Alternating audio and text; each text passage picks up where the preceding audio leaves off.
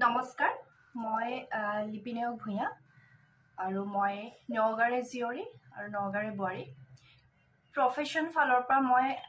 এগৰাকী occult master হয় বিভিন্ন মডেলিটিৰ লগত জড়িত কিন্তু আজি এই ভিডিঅ'টোৰ থ্ৰুদি মই এক্সেছ বাৰ্ছৰ বিষয়ে শ্বেয়াৰ কৰিম মোৰ লাইফত এক্সেছ বাৰ্ছে কি চেঞ্জেছ আনিছে তাৰ বিষয়ে অকণমান সৰুকৈ এই ভিডিঅ'টোৰ থ্ৰুদি শ্বেয়াৰ কৰিম এক্সেছ বাৰ্ছ ৱৰ্ডটো একচুৱেলি ফাৰ্ষ্ট মই তনুজা চেতিয়া বাৰ পৰা শুনিছিলোঁ যিহেতু তনুজা বা মোৰ বহুত বছৰৰ পৰা FB ফ্ৰেণ্ড আছিলে আৰু কিবা এটা কাৰণত মই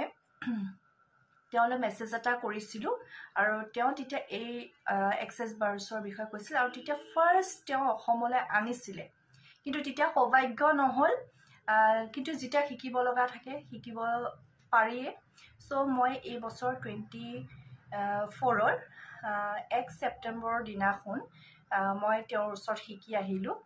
কিন্তু মই ভাবি আছিলোঁ যে ডিচেম্বৰ মানত মই শিকিম কাৰণ মোৰ টাইম মেনেজমেণ্ট কৰাটো অকণমান অসুবিধা হৈ গৈছিলে কাৰণ মই অকণমান যিহেতু ক'লোঁ মই অকাল ফিল্ডৰ লগত জড়িত অকণমান মই মোৰ ক্লাইণ্টৰ লগত ব্যস্ত থকাৰ কাৰণে মই টাইমটো মিলাব নোৱাৰোঁ চ' তেওঁৰে এটা ষ্টেটমেণ্ট কৈ পেলাই এই ক্লাছটো মই কৰি আহিব পাৰিলোঁ তেওঁৰ ষ্টেটমেণ্ট মই মাতি পেলাই যিহেতু ডিচেম্বৰত শিকিব লগা বস্তুটো মই ছেপ্টেম্বৰতে শিকিব পাৰিলোঁ ফাৰ্ষ্ট কথাটো হৈছে এক্সেছ বাৰ্ছ শিকাৰ মোৰ এটা খুব ডাঙৰ উদ্দেশ্য আছিলে যিহেতু মই ক'লোঁ বিভিন্ন ধৰণৰ অকাল ফিল্ডৰ লগত জড়িত কিন্তু মোৰ এটা মোৰ হাজবেণ্ডৰ কাৰণে মই একচুৱেলি শিকিছিলোঁ তেওঁৰ এটা বহুত ডাঙৰ এমাউণ্ট ফচি আছিলে 1 year ধৰি পেলাই কিন্তু যিহেতু মতা মানুহ কিছুমান বস্তু কৰিবলৈ অসুবিধা পায় চ' ভাবিলোঁ যে মই এইটো যদি শিকি আহি তেওঁক হেল্প কৰিব পাৰোঁ তেতিয়াহ'লে ভাল হয় চ' মই যিহেতু মোৰ এগৰাকী ছোৱালী আছে আৰু কোনোবা পেৰেণ্টছে যদি শিকে 16ৰ তলৰ যদি বাচ্চা থাকে তেওঁলোকৰ কাৰণে ফ্ৰী হয় চ' মই 1 ছেপ্টেম্বৰৰ দিনাখন মোৰ ছোৱালী আৰু মই গুৱাহাটীত গৈ তনুজা বাৰ পৰাই মই শিকি আহিলোঁ সেইদিনাখন বহুত কিছুমান প্ৰব্লেমছ আহিছিল বাট তাতো ইউনিভাৰ্ছে হেল্প কৰিলে আৰু মই শিকি আহিলোঁ শিকি অহাৰ পিছত মই দুদিনলৈকে একচুৱেলি কাকো দিয়া নাছিলোঁ কিয়নো মোৰ উদ্দেশ্য আছিল ফাৰ্ষ্ট মই মোৰ হাজবেণ্ডক দিম আৰু সেইটো সময়ত মোৰ হাজবেণ্ড কামৰ সংক্ৰান্তত বাহিৰত আছিলে যোনটো কাৰণে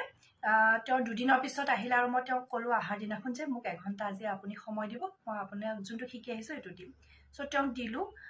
3 দিনমান লেঠাৰি দিলোঁ দিয়াৰ পিছত প্ৰায় এসপ্তাহৰ ভিতৰত মেজিক কিয়নো 1 বছৰ ধৰি ফচি থকা সেই ডাঙৰ এমাউণ্টটো এসপ্তাহৰ ভিতৰত ওলাই আহিলে চ' সঁচাই মেজিক বুলি ক'ব লাগিব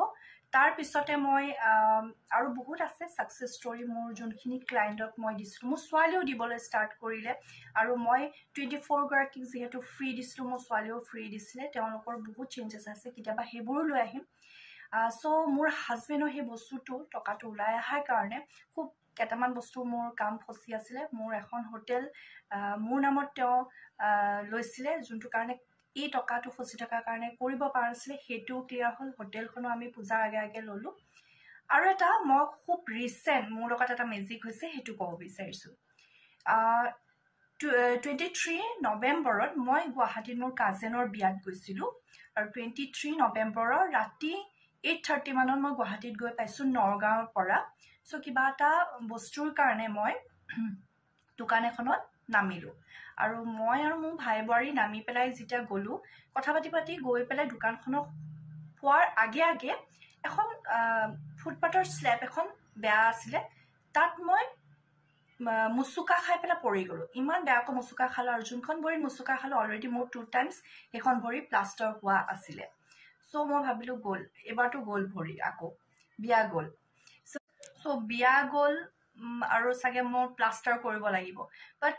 যোনখন দোকানত গৈছিলোঁ তেওঁৰে এজন মানুহে আহি পেলাই মোক চকী এখন দিলে আৰু মই তেতিয়া কি কৰিম যিহেতু মই কৈছোঁ মই বিভিন্ন মডেলিটিৰ লগত জড়িত চ' মই ৰেকি হিলিং কৰিলোঁ ভৰিখনত এঞ্জেল হিলিং কৰিলোঁ লগতে এক্সেছ বাৰ্ছৰ ষ্টেটমেণ্ট কিছুমান আছে আমাৰ মই মাতিবলৈ ষ্টাৰ্ট কৰিলোঁ সেইখিনি জেগাত ধৰি পেলাই আৰু নিজে মই ভাবাই নাছিলোঁ যে মই উঠি গৈ গাড়ীত বহিব পাৰিম। চ' গাড়ীত বহিলোঁ, যিহেতু মোৰ দাদা এজন ডক্টৰ, তেওঁক ফোন কৰিলে মোৰ হাজবেণ্ডে, ক'লে যে এনেকুৱা হৈছে। চ' মই কেপ বেণ্ডেজ এটা দিলে আৰু মেডিচিন এটা দিলে আৰু আইচ লগাবলৈ দিলে। আৰু সেইটো লগাই মই সেইদিনাখনে 45 মিনিটমানৰ পিছতে মই মোৰ মাহীহঁতৰ বিয়াৰ ঘৰত একতলা ওপৰত উঠি গ'লোঁ। গৈ পেলাই জোৰোণ, পিছদিনাখন জোৰোণো খালোঁ। তাৰপিছত উল্টা জোৰোণ নিয়ম আছিলে, উল্টা জোৰোণ দৰা ঘৰ দি আহিলোঁ। তাৰপিছতে বিয়াও খালোঁ। খাই কৰি পেলাই মই নগাঁও আহি পালোঁ। মোৰ কোনো ধৰণৰ একো অসুবিধা নহ'ল। কিন্তু মই জানো যে মোৰ ভৰিখনত যি কণ্ডিশ্যনত মই পৰিছিলোঁ, হয়তো মই চাগে ডক্টৰৰ ওচৰত যোৱাহেঁতেন প্লাষ্টাৰে কৰি দিছিলে। কিন্তু আজি মই টোটেলি সুস্থ। আজি প্ৰায় 10 দিনমানেই হ'ল সুস্থ, কোনো ধৰণৰ অসুবিধা নাই। সেইটো এটা মেজিক ক'ব লাগিব। এনেকুৱা ধৰণৰ বিভিন্ন ধৰণৰ মেজিক, চ' এনেকুৱা মেজিক আৰু বহুত আছে, কেতিয়াবা সেইবোৰ শ্বেয়াৰ কৰিম। কিন্তু মোৰ লাইফত বহুতখিনি বস্তু এক্সেছ বাঢ়ছে, বহুতখিনি বস্তু চেঞ্জ কৰিছে। আৰু এই ভিডিঅ'টোৰ থ্ৰু দি মই এটা কথাহে ক'ব বিচাৰোঁ আৰু থেংকছ জনাব বিচাৰোঁ তনুজা বাক। থেংক ইউ ছ' মাছ তনুজা বা, ইমান ধুনীয়া এটা বস্তু শিকাই থকাৰ কাৰণে, ইমান হাজাৰ হাজাৰ মানুহক শিকাই থকাৰ কাৰণে। আৰু এটা কথা মই ক'ব বিচাৰোঁ, বাৰ ৱৰ্ডটোৱে মই শ্বেয়াৰ কৰিব বিচাৰোঁ এই ভিডিঅ'টোৰ থ্ৰু দি। বায়ে এটা কথা কৈছিল যে পৰিয়ালৰ যদি এজন মানুহ শিকে, তেওঁলোকৰ পৰিয়ালৰ বিভিন্ন সমস্যা দূৰ কৰিব পাৰে। কাৰণ আমাৰ এক্সেছ বাৰ্ছৰ অলপ এডমিশ্যন যোনটো মানে ফিজ হয়, সেইটো অকণমান এমাউণ্টটো বেছি, কিয়নো এইটো গ্ল'বেল প্ৰাইজ হয়। চ' সকলোৰে কাৰণে সম্ভৱ নহ'ব পাৰে। কিন্তু পৰিয়ালৰ যদি এজন মানুহে শিকে,